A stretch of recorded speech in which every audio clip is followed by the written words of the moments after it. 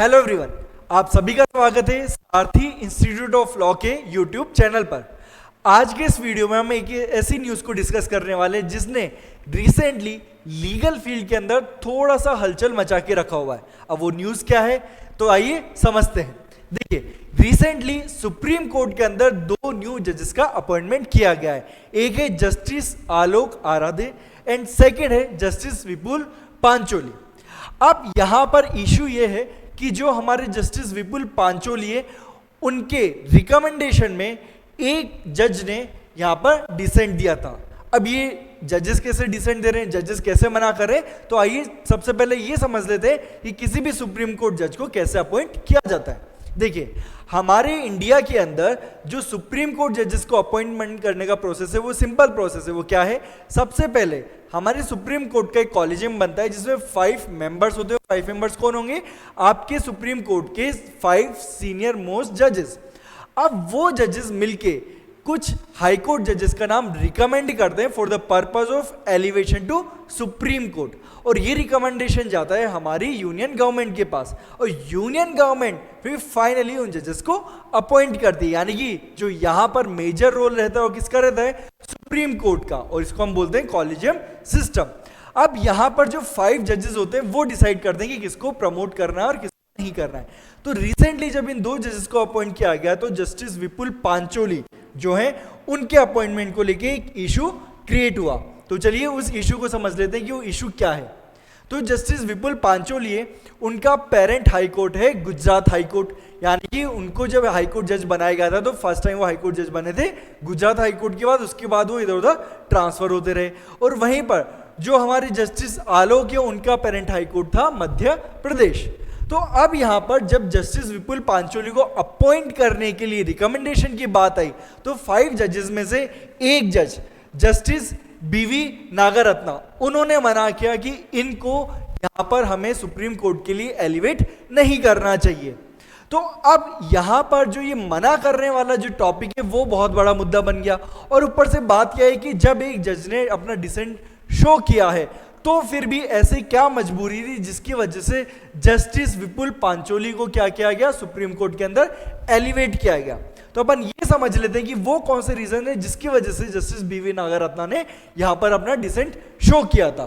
तो देखिए, सबसे पहला जो यहां पर रीजन बताया जा रहा है वो ये है कि जो जस्टिस विपुल पांचोली हो सीनियरिटी लेवल में 57 नंबर पर आते हैं। यानी कि यहां पर उनसे ऊपर 56 टोटल जजेस हैं जो उनसे सीनियर भी है, और हम ये भी बोल सकते हैं मोर एक्सपीरियंस भी होंगे, और कुछ उनसे ज़्यादा मेरिटोरियस भी होंगे। तो इस तरीके से जस्टिस बीवी नागरत्ना ने बोला कि जब ऑलरेडी हमारे पास ऊपर हमारे 56 अभी और जजेस हैं तो फिर हम उनका नाम रिकमेंड क्यों नहीं कर रहे हैं, क्यों हम जस्टिस पांचोली का नाम रिकमेंड कर रहे हैं। तो ये था पहला रीज़न। सेकेंड रीज़न उन्होंने दिया कि टेक्निकली जो सीनियरिटी लेवल है उसमें 3 फीमेल जजेस भी हैं, तो हम उनका नाम रिकमेंड क्यों नहीं कर रहे हैं, क्योंकि करंट सिचुएशन में सुप्रीम कोर्ट के अंदर मेजॉरिटी ऑफ द जजेस कौन है? मेल जजेस हैं। तो यहां पर फीमेल जजेस को क्यों इग्नोर किया जा रहा है हमारे सुप्रीम कोर्ट कॉलेजियम के थ्रू एंड हमारे यूनियन गवर्नमेंट के थ्रू। तो यह भी एक मुद्दा है कि यहां पे जो इक्वल रिप्रेजेंटेशन की जो बात आती है वो सुप्रीम कोर्ट में से मिसिंग है। उसके बाद नेक्स्ट जो रीजन दिया गया वो ये दिया गया कि हमारे सुप्रीम कोर्ट के अंदर अभी ऑलरेडी जो है टोटल 2 जजेस गुजरात हाई कोर्ट से हैं, और यहाँ पे जब जस्टिस विपुल पांचोली को अपॉइंट किया गया तो टोटल 3 जजेस कहाँ से हो गए? हमारे गुजरात हाई कोर्ट से। और ये कहीं ना कहीं एक इम्बैलेंस क्रिएट करता है, कहीं ना कहीं ये शो करता है कि पूरे देश में से कोई एक हाई कोर्ट है जिसको प्रेफरेंस दी जा रही है for the purpose of promotion.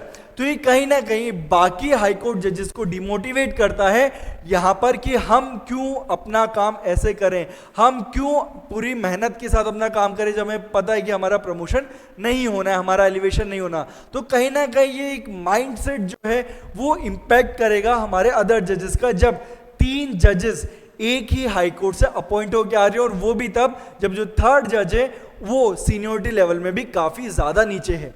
तो ये कहीं ना कहीं यहां पे बायसनेस भी शो करता है। उसके बाद ये एक और सबसे बड़ा मुद्दा है और जिसको one of the main reason बताया जा रहा है वहां पर डिसेंट का, वो क्या है कि 2023 के अंदर जस्टिस पांचोली को उनके पेरेंट हाईकोर्ट यानी गुजरात हाईकोर्ट से ट्रांसफर करके भेजा गया था पटना हाईकोर्ट। अब ये सुनने में तो बहुत नॉर्मल सी बात लगती है कि क्या बात है, वैसे भी हाईकोर्ट जजेस का जो है ट्रांसफर होता रहता है, लेकिन बात यहां पर यह है कि जब उनका ट्रांसफर किया गया तो उसके रीजन को कॉन्फिडेंशियल रखा गया, किसी को डिक्लेयर नहीं किया गया कि उनको ट्रांसफर क्यों किया जा रहा है। तो ये कहीं ना कहीं ऐसा शो करता है कि कुछ ना कुछ तो यहां पर गड़बड़ थी, जिसकी वजह से उनको गुजरात हाईकोर्ट से पटना हाईकोर्ट में ट्रांसफर किया गया। तो वो क्या इशू था, क्या गड़बड़ थी जिसकी वजह से उन्हें गुजरात हाईकोर्ट से पटना हाईकोर्ट ट्रांसफर किया गया, इसको कॉन्फिडेंशियल रखा गया। तो एक ये भी मुद्दा है कि कुछ ना कुछ तो इशू रहा होगा, इसलिए तो ट्रांसफर किया होगा।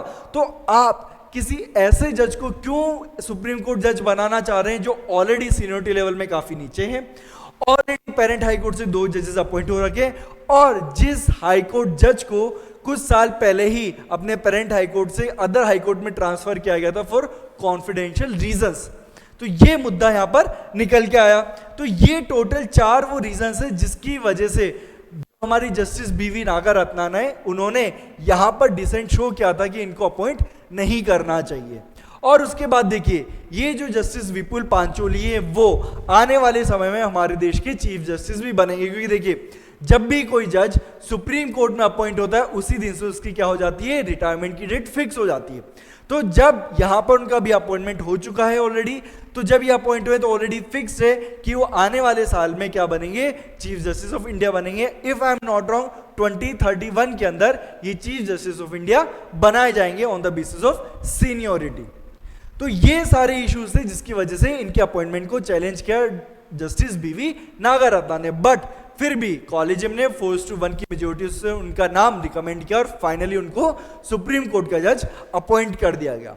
तो आपको क्या लगता है, क्या इस तरीके से जो यहां पर रीजंस दिए जा रहे हैं कि जिसकी वजह से यहां पे डिसेंट शो किया गया था बाय जस्टिस बीवी नागारत्नन, क्या ये एक वैलिड रीजन है या फिर यहां पे कुछ और भी रीजन हो सकता है जो यहां पे छुपाया जा रहा है? और अगर ये वैलिड रीजंस हैं डिसेंट शो करने के, तो फिर ऐसी क्या मजबूरी थी जिसकी वजह से इतने सारे वैलिड रीजन होने के बाद भी उनको सुप्रीम कोर्ट में अपॉइंट किया गया?